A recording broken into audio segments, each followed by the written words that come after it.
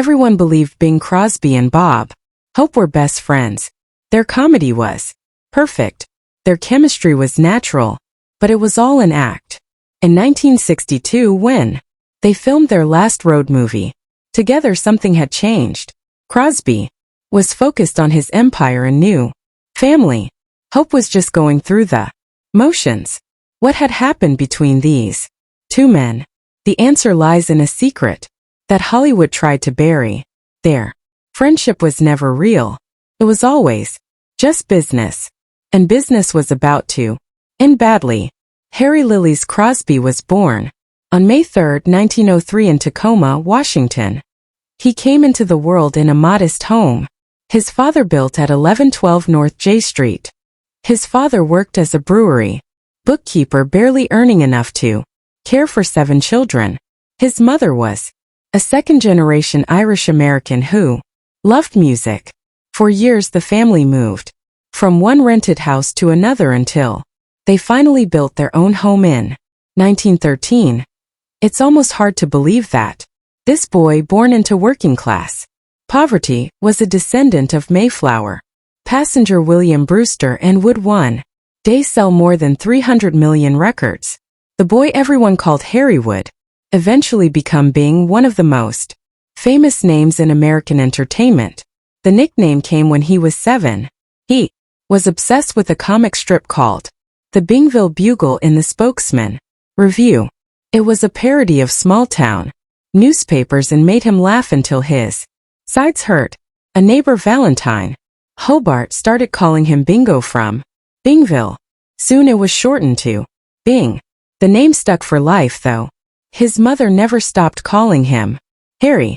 Few could have guessed that a little-known comic strip would give birth to a stage name worth millions. In 1906, the family moved to Spokane. The neighborhood was known as the Little Vatican because so many Catholic families lived there. Gonzaga University and Gonzaga High School were just blocks away, and both were run by Jesuits. Bing became an altar boy at St. Aloysius Church at 13. Almost everyone he grew up with went through Catholic schooling from start to finish. His parents even bought a photograph which introduced him to Al Jolin, his first musical idol. In 1920, Crosby enrolled at Gonzaga University to study law just like his older brothers. But his real passion was music. Without telling his parents, he bought a mail-order drum set and practiced until he could join a band called the Musical Elaters.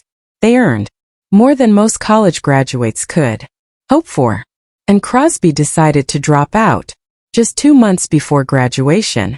He had been a strong student, once giving a graduation speech called The Purpose of Education. He was also a talented athlete, winning 7 swimming and diving medals in 1915 and playing varsity baseball. His parents thought he was on the path to a respectable legal career. Instead, he was plotting a very different future.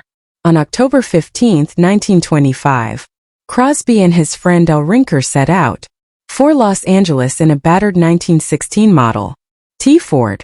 They had little money and big dreams. The trip was chaotic. They stopped in Seattle to audition for hotel bands, visited speakeasies in Portland and San Francisco, and even played a week in a Tacoma theater.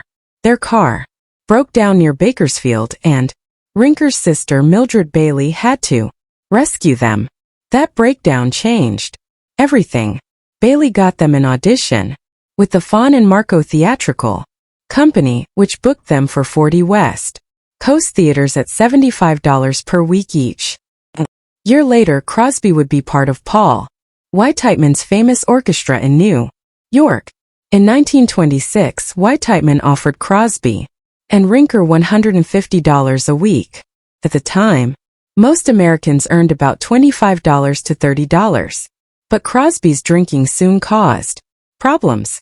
He was arrested multiple times for drunk driving and once had to be brought to a film set in handcuffs while serving time for an accident.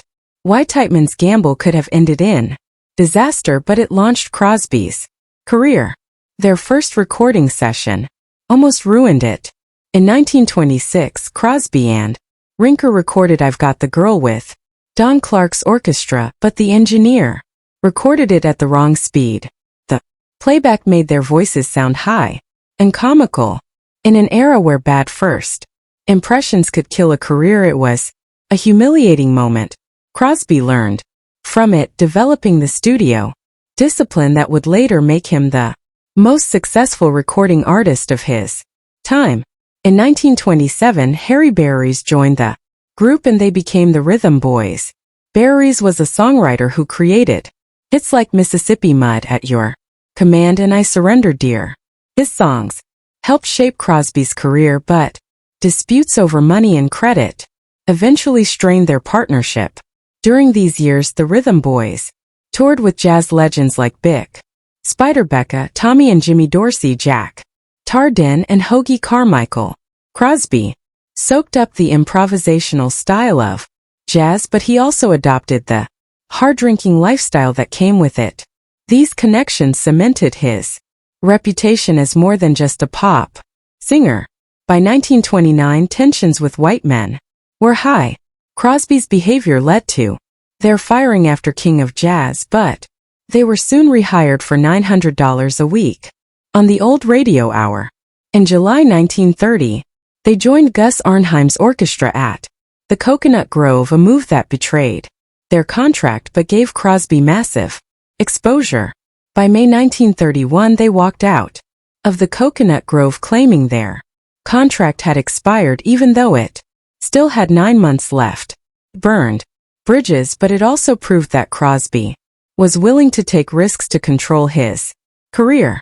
Bing Crosby married actress Dixie Lee on September 29, 1930, despite friends warning him about her drinking. First, it looked like a perfect Hollywood match. Dixie had just signed with Fox Studios in 1929, but in 1935, she left acting to raise their 4 sons. Bing gave up drinking after they married, but Dixie's addiction grew worse.